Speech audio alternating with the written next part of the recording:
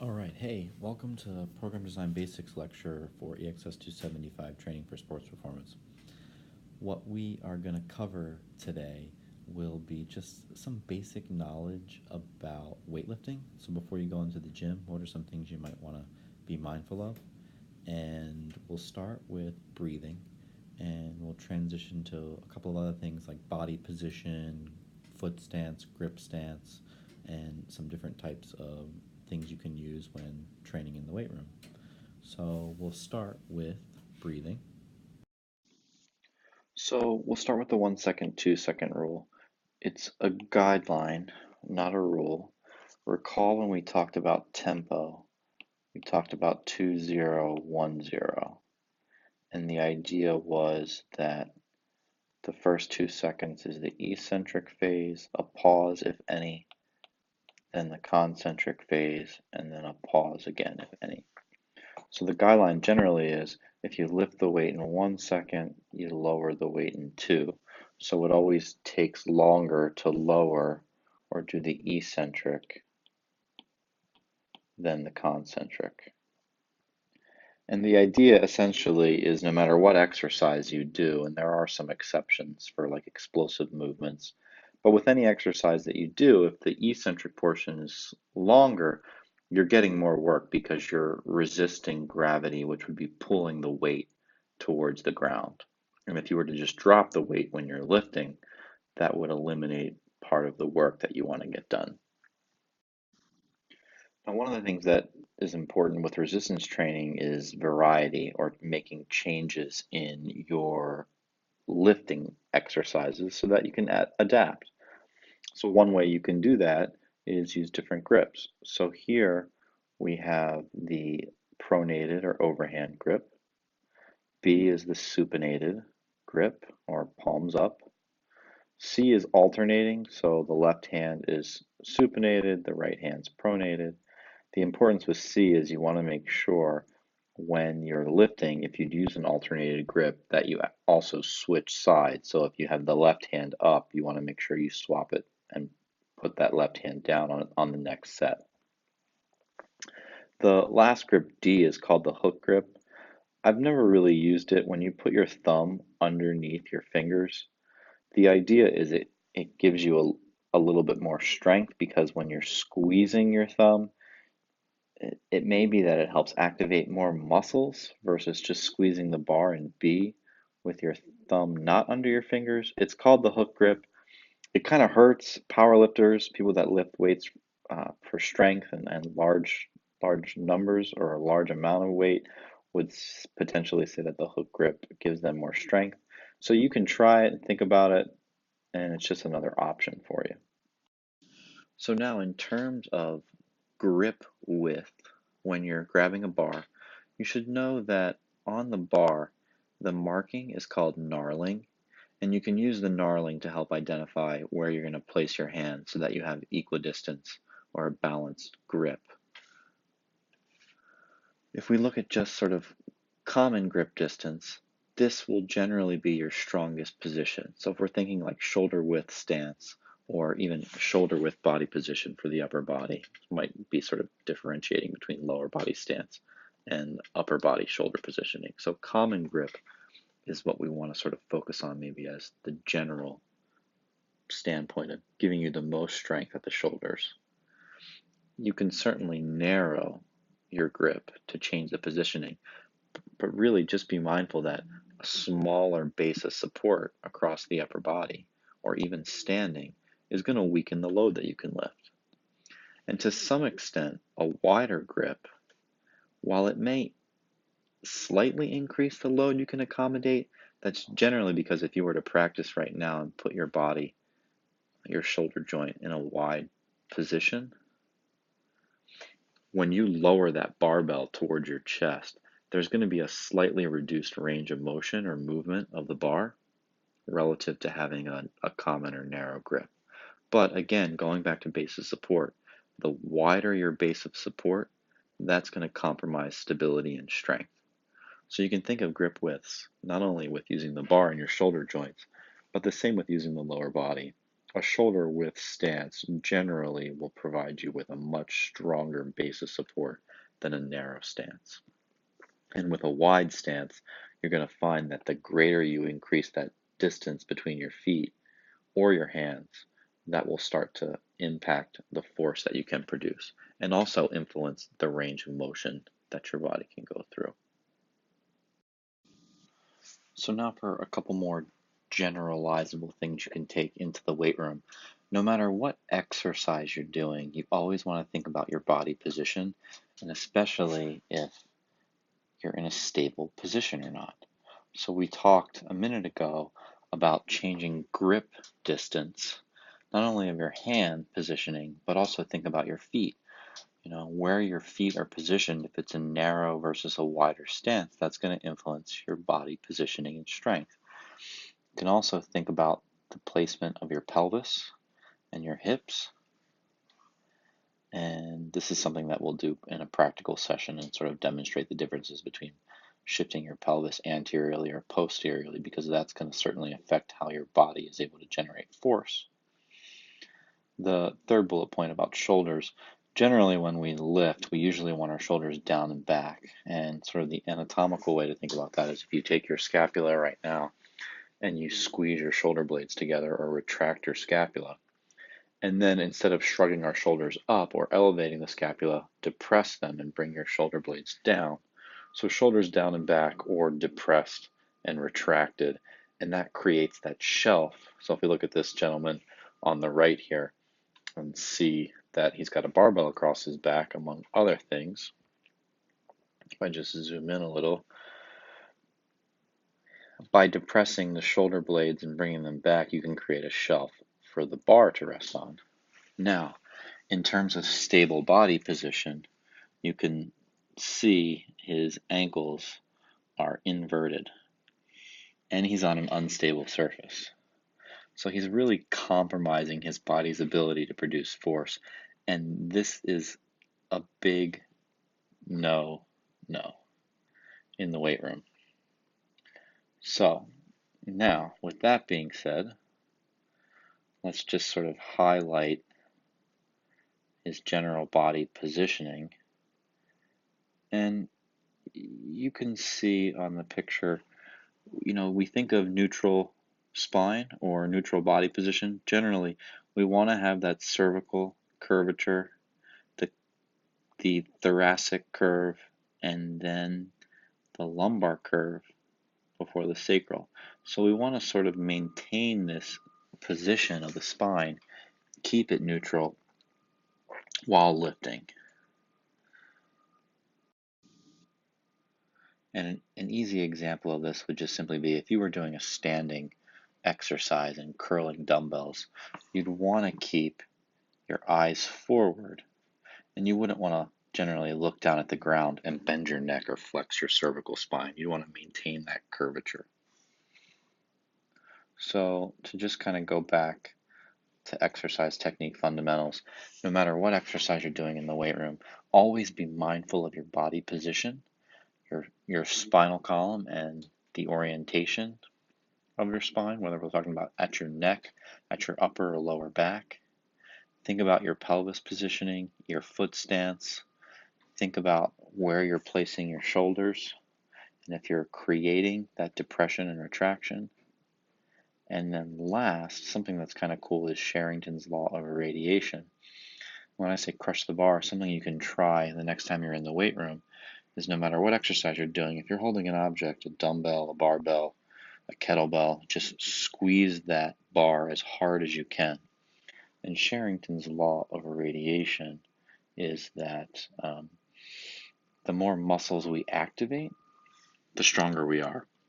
So if you're holding a barbell and you start squeezing it towards that last rep, which is generally what happens as things get tough, it helps increase your force production. So always think crush the bar when you're lifting.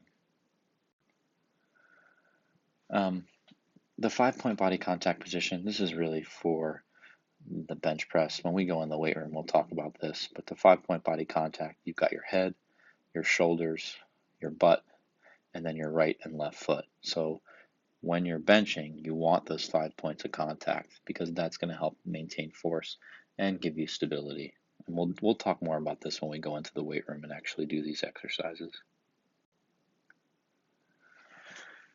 Another general rule of thumb, and again, it's a general rule of thumb with lifting, is range of motion and speed. Ideally, you want to do a weightlifting position throughout its full range of motion to maximize the value of the exercise. But you also should be mindful of which points in the range of motion are you weakest or strongest. And that's going to influence, your movement and your weight selection. And when we go through some different exercises, we will identify how to take advantage of the strength at different portions of the range of motion. And some things that come to mind would be bench pressing. And the bench press, when the barbell is at your chest at the lowest point, that is the most difficult portion of the lift to move the barbell versus holding the bar over your chest at the top end where you're the strongest.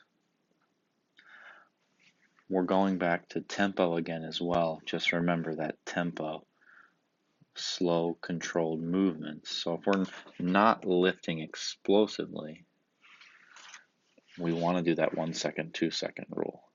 But if we're doing powerful movements, explosive lifts like Olympic lifts or jump training, then we want to be explosive. Breathing's always a fun one and tricky when you try and teach your clients or you're working with an athlete and trying to explain to them when to breathe in or breathe out. The general rule of thumb is that you breathe out through the hardest point of the rep or when you're lifting the weight. Another way we look at it is when you're lifting the weight, you exhale. And when you lower the weight on the eccentric, you inhale. Hey, so generally what this looks like, especially if you take a new client through breathing, it's really funny. So if I'm going to do a curl, when I lift the weight up, breathe out. When I lower the weight, I inhale. Now, when I try to explain this to clients, generally what you see is they're lifting the weight.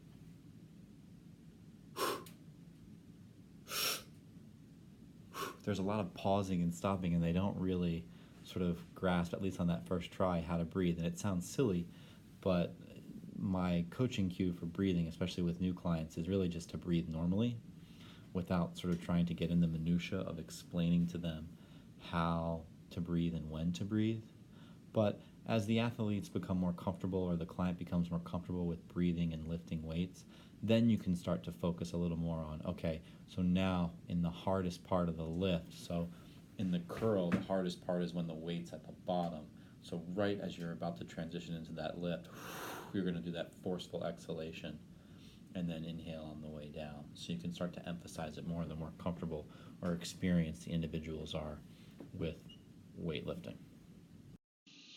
Now, for something that you should be familiar with, well, that everyone's done before, it's called the Valsalva maneuver. And this basically helps create stability in your torso. And you've all done the Valsalva maneuver. Even if you're not a lifter, or you've never thought of lifting and doing this, whenever you go to the bathroom and go number 2, you will generally engage in the Valsalva maneuver to help void your bowels. Okay? And so the way you do that is if you breathe out, but do not let the air escape, that will increase the pressure in your abdominal cavity and create more stability at the spine.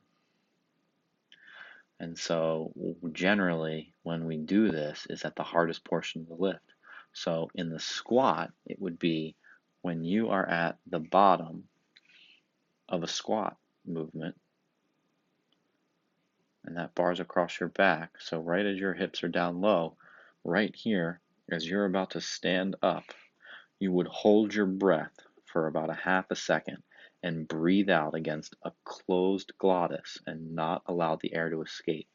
That would increase the pressure in your abdomen and increase stability so that you could have a more forceful, stable body position to move the weight from.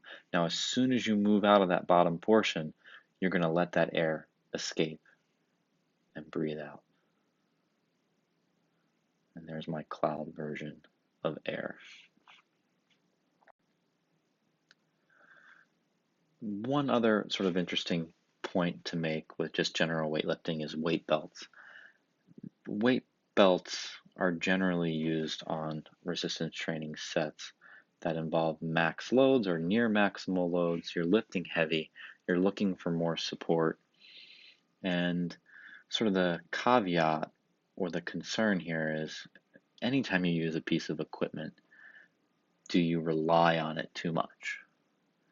Sometimes I've seen individuals in the weight room that wear their weightlifting belt for the entire workout versus wearing the weightlifting belt only on exercise sets where it may be appropriate to help provide a little more stability to their lift. Generally, the idea with the weightlifting belt would be to wear it, and that way when you sort of exhale or breathe out, there's a little bit of sensation as your abdomen is pushing against the belt to kind of help give you that feeling of increased stability. So, are weight belts, necessary for every single person? No. Are they more useful for people lifting heavier sets? That's possible. There's also some concern that when you become reliant on a weightlifting belt, you may be compromising your body's ability to use the natural weightlifting belt, which really essentially is your abdominal musculature, your lower back musculature, and just your ability to increase pressure through the Valsalva maneuver to help maintain stability by activating those muscles. I put this picture in here just as a nice example of body positioning. This is from the NSCA textbook. It's hard to tell with this individual his body and spine positioning. We kind of see that neutral curvature here, and it looks to me like he's hyperextending just a little bit, and you can see where his gaze is, how he's sort of looking up. At least that's definitely how it looks over here on the left side picture. To me, I want neutral spine, so in this picture, I would want his eyes to look a little bit more forward, or at least maybe flex his neck a little bit more so it's in line and doesn't seem like his head is hyperextending back. As you can see that slight shift now as he stands up and deadlifts the weight off the ground into neutral spine. So again, just go back and start thinking about body position, foot position. You can sort of take a look and quiz yourself. Can you guess what grip he has right now on the bar? I know it's not a perfect view to see, but just think about stable body position again anytime you're doing a lift. In terms of spotting and how to spot exercises, we're going to cover that when we actually go into the weight room, and you're going to actually sign up for an upper body and lower body exercise. And part of those assignments are going to be for you to teach the class how to spot the different exercises. So we're going to come back to that at another point. Now, in terms of resistance training and program design variables, much of what I'm taking here is from the NSCA Essentials textbook, but I'm going to give you a little bit more than what's in the book and go from there. So we start with a needs analysis. Now you've done a needs analysis in a sense with part 2 of your project, where you watched or looked at videos of the sport and saw what movements are occurring, what do the dominant players in the sport do, how much movement do they undergo, where are the injuries happening, what types of categories of health and skill components of fitness are they working on. And so remember, we talked about team sports. Almost all team sports are power sports. So you're likely going to have similar requirements no matter what the sport. And in terms of movement analysis, generally we're going to see movement throughout the entire body through every joint that we're going to want to address in training. The other sort of process too to think about is the training status or the age of your athlete in terms of what's an appropriate starting point for load or what's an appropriate starting point in terms of instructing them in proper exercise technique. This is just sort of a little summary of training age, advanced training age, a year or more, and how that impacts the frequency by which they could train. A beginner who's never trained before, it really doesn't matter what you do with them. They train once per week, twice per week, they're going to see improvements. And beginners are sometimes the easiest and also potentially the more challenging person to train because it doesn't matter what you do with them, they're going to see improvements. So whether you select an appropriate training program or not, they're going to get better because they just have no experience training before. Okay. And you can also just think of their ability to tolerate stress. Beginners are going to require a lower stress threshold to induce changes, whereas the more advanced they become, then the more days per week they're going to train. If I had to pick and I had the time, I like 4 as my maximum frequency of resistance training per week. I think any more than that is pushing it. And the only times I would generally see or advocate more than 4 days a week would be for a fitness competitor or bodybuilder. In terms of the needs analysis, we've done a session on fitness assessment. And we talked a lot about the different team sports and how team sports generally are power sports. So whether it's the 5-10-5 or the pro agility test or the vertical jump, some sort of upper body or lower body strength testing, think about how that testing will change when you write the resistance training program. So you always want to think of assessments that you can use those results to determine whether or not the training you're designing is having an effect. So we might do a vertical jump test and identify that our athletes are lacking power, and that's going to be one of the things that we look to improve upon or focus on in our training. So take a look here now. If you think of your periodization project, you have to do 4 seasons, off, pre, and post. And you have to generate 4 weeks of resistance training for each season. If we just think of what your season is doing, sports practice versus resistance training, in the off season, your sports practice is low. You're generally not going to be doing skills practice with the team, whereas resistance training will be higher because you'll be able to dedicate more time to that. Conversely, if you look at in season, team sports are doing lots of practice, multiple days per week, which can limit the time they do resistance training. So just as an example for one sport, if we were to look at a soccer team, in the off season, a soccer team might lift 3 times per week, where they're doing very little practice. As they transition to in season, they may only lift twice a week because they're spending more time with their skills and practicing with the team. So every sport's going to be different. If we look at football, generally college football, they're going to do 3 times a week no matter what the season is, whether it's off season or in season. So you want to just think about the sport you've chosen, what their schedule is like when they're in competition, in season. How many games per week do they have?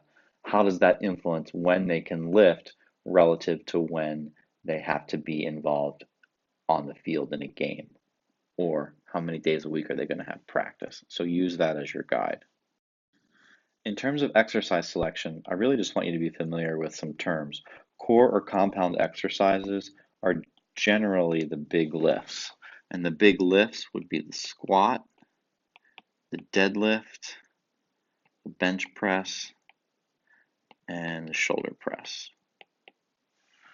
So those are sort of the big 4. I suppose if I added another one, it would be the barbell row, like a standing barbell row exercise. In terms of structural and power exercises, we'll talk about those more on another lecture with the power, explosive, Olympic lifting, structural exercises. You could think of sort of like just full body squat exercises that help influence your body's overall strength. In terms of sports specific exercises, we'll talk about that on the next slide. So, in terms of sport specific exercises, I'm not a strong believer in the idea that there are specific exercises for each sport. If you recall, when we talked a little bit about program design this semester, we talked about the different movement categories. And just to sketch them out, the squat, the hinge, the lunge, and the single leg for the lower body. And then for the upper body, we had horizontal pushing, horizontal pulling, vertical pushing, and vertical pulling, as well as core exercises and power exercises. My point with this is I don't believe there's a sport specific exercise per se, because no matter what sport I'm training or writing a program for, I'm going to include all of these movement categories in some way throughout the training program. So I'm not going to ignore one of these categories, generally speaking, when I'm training someone. Now, one thing worth mentioning is some of these exercises don't fall in any particular category.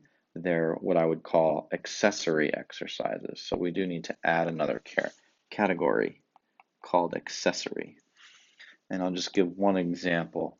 The lateral shoulder raise here, where you would just take dumbbells in your hands and flex the shoulder and lift the weight in front of you. That doesn't have a movement category, so I just call that accessory.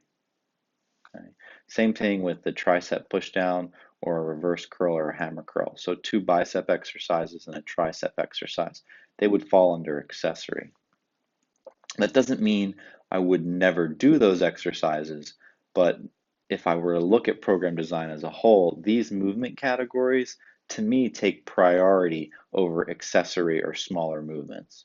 And again, remember from our list of 10 things, justify what you're doing. So when you program design, accessory movements are okay if you can justify the rationale for including them in your program.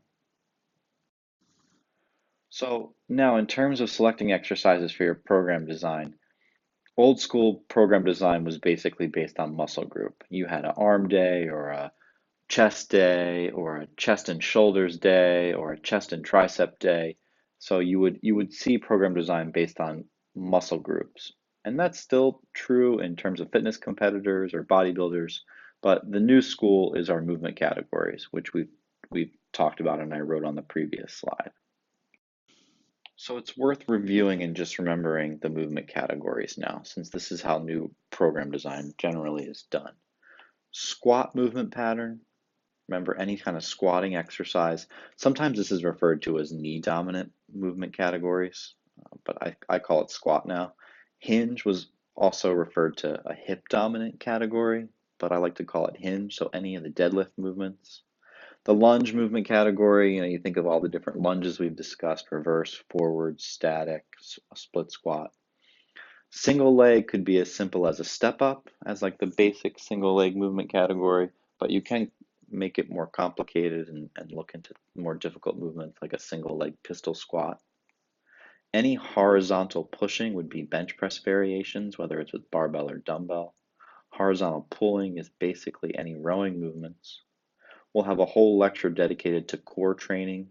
Those involve anti-movement categories, anti-flexion, anti-extension, so we'll cover that later. Power exercises, you can just think of anything with jumping or for the upper body, throwing medicine balls. So anything explosive. And we generally want to keep those reps low because if we're doing rapid explosive movements, the more reps we do, the worse our technique becomes. Vertical pushing is any sort of shoulder press exercising. Probably worth mentioning in terms of looking at different sports. I am concerned with sports where the athletes have a high volume of throwing, repetitive overhead throwing motions. That's where I would consider limiting vertical pushing in that phase of an athlete's workout depending on how much extra shoulder work they're doing in their sport or in their practices. And vertical pulling would be pull-ups, chin-ups, exercises like lat pull down.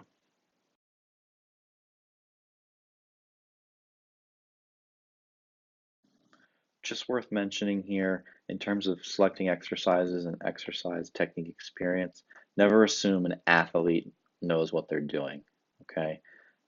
You want to have their safety be your number one priority. So we warm up appropriately. We never just throw a bunch of weight on the bar and assume our athlete or client knows exactly what they're doing. That's why we have warm up sets where the athlete performs at a low load to practice. When you're designing your periodization project too, think about what equipment is available to you. That can influence how you program. Maybe you don't have barbells. Maybe all you have are dumbbells. Okay. And then we've spent a couple sessions, or I've asked you a couple questions about how to determine how much training time is available when you're training. So if you think of all the movement categories we've talked about, when I have a lot of accessory exercise movement categories, those are often the first things I would cut from a program if I was time limited and had to make adjustments.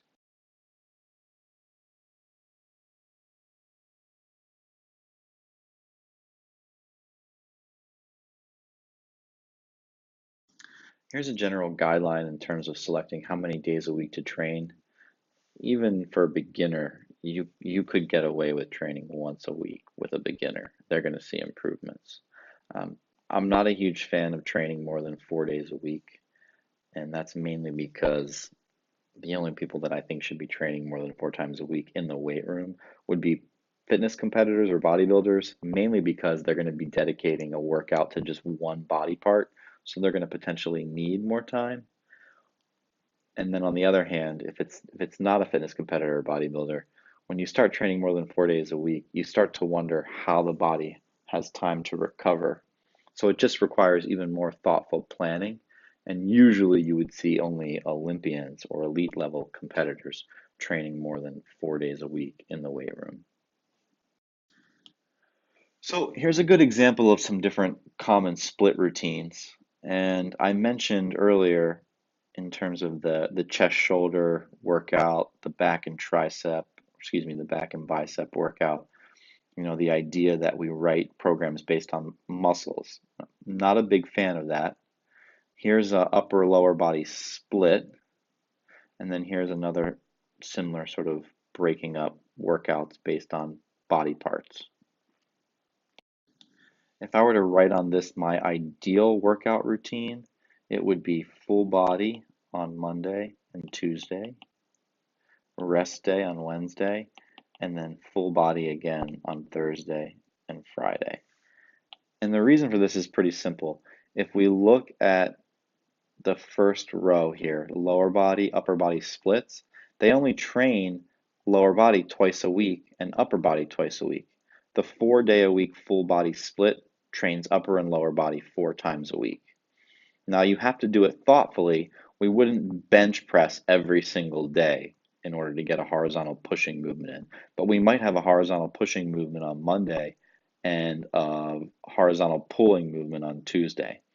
There are lots of options and ways to do this mindfully and also allow the athlete to recover. Another common one would be that we wouldn't, if we squatted on Monday, I probably wouldn't do a deadlift or hinge movement pattern on Tuesday. I would move that to Thursday. So our big squat day would be on Monday, our deadlift hinge movement pattern day would be on Thursday, and we would give some separation between those two big movements. On Tuesday, we would do a lunge or single leg movement pattern in order to sort of keep that consistency of getting the full body in the entire um, every workout session.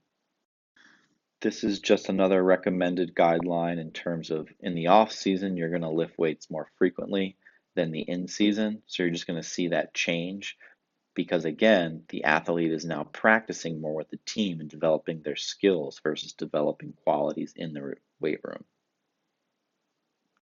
Just a couple common things to think about when writing programs. Generally, we always do power first because anything that is technique involved, we want to get that out of the way and be the most fresh or ready to do that. You might alternate if you do a full body workout, upper and lower body, or alternate push-pull. There's really no right or wrong if you can justify it. Supersets and compound sets, I just want to write out here a little bit. If I were to do two exercises back to back and do a superset or combine them, the way I'd write that out would be A1, A2. So that would mean these exercises are done. If I do 3 sets of 10, I would do 1 set of squats and then immediately go right to the rowing exercise before I rest. And there's other ways to write this. Sometimes you'll see a tri-set, so it would be A1, A2, A3, meaning all 3 exercises are done back to back before you rest. And so those are just examples of supersets and compound sets. And the benefit of doing that really is just to save time. One of the things you have to include in your periodization project is the percentage of the 1 rep max. So when you select a set and rep scheme, you not only need to say, 3 sets of 8, but what percentage of the 1RM are you going to have that at? 80% of a 1 rep max is a weight that you can lift 8 times and 8 times only, and you would reach failure. So keep that in mind. And here's a really good example of just a breakdown of how the percentage of the 1RM relates to the number of reps that you can complete. So we mentioned in the last slide that 3 sets of 8 at 80%, that would mean every set is basically to failure. So when you get to the 8th rep, you can't do another one, okay? You need to include the percent of the 1 rep max for your workouts, so we have a general idea of how hard you want to push the athlete. And one example would be the following. So you have to write a 4-week phase for a season. So I just wrote out 4 weeks here. And if, just to keep it simple, if we do 3 sets of 10, the first week we're going to do 67%, and then the second week we're going to do 3 sets of 10 at 70%, 75% week 3, and then 65% week 4. So if we look back at the chart here, at week 1, we're still doing 10 reps, but we're selecting a weight that we can do 12 times. So that means we're going to have room for 2 more reps when we finish those sets. On the second week, we're at 70%. We're going to do 3 sets of 10, and now we're going to have room for 1 more rep. Our third week is kind of our push week, where on our third set, we're going to go essentially to failure and just get that 10 reps. Week 4 is something we would call a deload week, where we're going to drop the weight even lower so that we're still in the weight room, we're still moving, but the load is not particularly challenging. So this is just one example of how you might set up your 4-week cycle and end that 4th week with a deload week. So just an example of how we might use the set and rep scheme. There are some caveats here. Whenever you use a percentage-based system, your percent 1RM varies daily. Did you have breakfast? Did you get enough sleep? Are you having other stressors in your life? School, exams, relationships? All of that can play a role in influencing your 1RM. Here's the 1RM testing protocol. I'm not going to read this to you. You have it as sort of a guideline. Things that I would point out that are critical: if you're ever going to test a true 1RM, you need to be mindful. You need to have a spotter. I'm not a huge fan of doing 1RM testing, but you need to warm up. That's critical, step 1. Being mindful of rest periods so that every time you attempt to do a new set, they have you start with a weight that's at 3 to 5 reps, providing that rest, estimating a conservative load that lets you get 2 to 3 reps. Now you're resting for, generally a couple minutes so that you're fresh enough to do that next set. And, then attempt a 1RM. Remember, 1RMs are essentially dangerous because if you can only do 1 rep and that's it, there's no room for error. So you need a spotter, you need assistance, because if there's a mistake, you're only doing 1 rep, and that can lead to big problems and injury if you're not careful. Okay. So with that being said, there are prediction equations that I like. Now you're going to need to know how to estimate a 1 rep max for your midterm.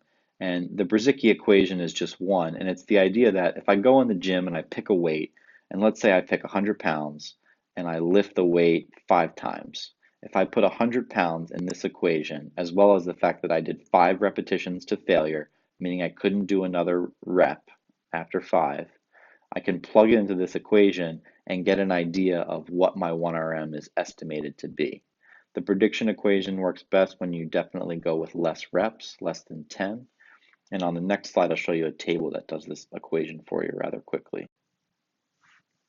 So here, if I put a 45 on each side of the barbell, that's 135 pounds. The barbell weighs 40 pounds. So if I'm at 135 pounds and I do 5 reps to failure of the bench press, my estimated 1 rep max is 156 pounds. So you can use this or other equations to determine your estimated 1RM. This is a pretty important chart to think about.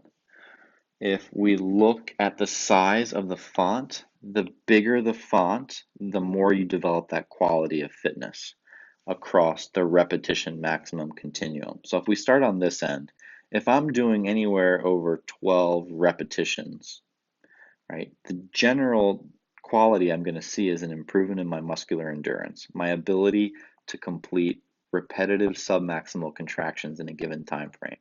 I might see a little bit of hypertrophy. You can see the font size difference, okay, and even a small improvement in strength.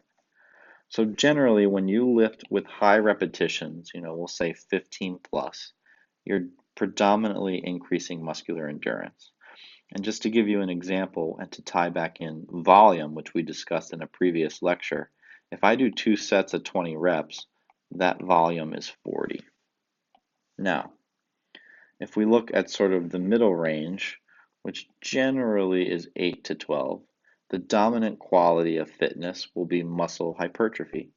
If I do 3 sets of 10, that volume is 30.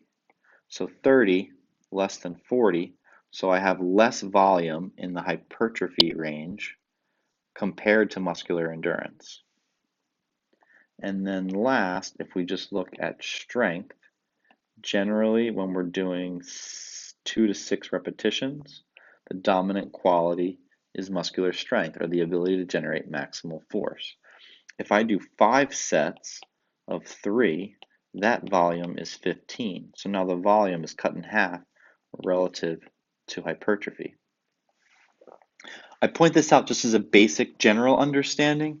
Training for muscular endurance involves high volume but very low loads. Hypertrophy training is generally moderate volume in the middle of the strength and endurance with moderate loads. Strength training at low volumes but very high load. So that's just sort of a quick summary of how you can differentiate load and volume in terms of what the dominant quality of fitness training will be. It's just worth mentioning, especially since this video is going to go out on YouTube and the internet, I should mention that the new paradigm for hypertrophy training is that you can train at different rep ranges and still see improvements in muscle hypertrophy, no matter what range you're training in. But that's a discussion for another time. Here's a table from the NSCA textbook in regards to what the percentage would look like and what the goal rep range would be for developing strength. For muscular power or explosive movements, generally in the 70 to 80% range when you're doing less than 6 reps. If you're doing single effort repetitions, you're going to want to keep that percentage. It might go a little bit higher, but generally you don't want to go over 90%. Because remember, you're lifting explosive or rapidly. Hypertrophy, ballpark range 67 to 85%, 6 to 12 repetitions, and then endurance over 12 reps. General guidelines for rest periods. Remember, the shorter the rest period, the more challenging or difficult that next set is going to be, okay? So if you lift heavy, you generally have longer rest periods. However, if you alternate upper and lower body exercises, you can generally group those exercises together because if you're training the lower body first and then switching to the upper body, that will allow you to mitigate the rest that you need so that you can do both exercises effectively.